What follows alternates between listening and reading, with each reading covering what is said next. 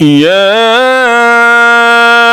أيها الذين آمنوا إذا نودي للصلاة من يوم الجمعة فاسعوا إلى ذكر الله وذروا البيع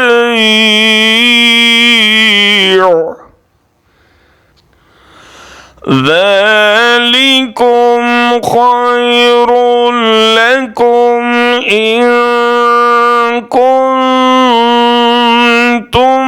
تعلمون।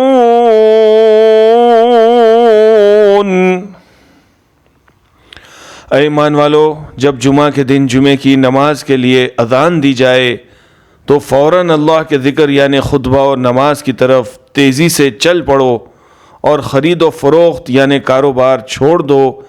ये तुम्हारे हक़ में बेहतर है अगर तुम इल्म रखते हो।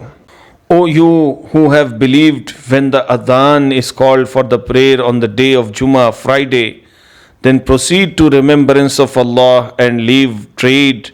That is better for you if you only knew.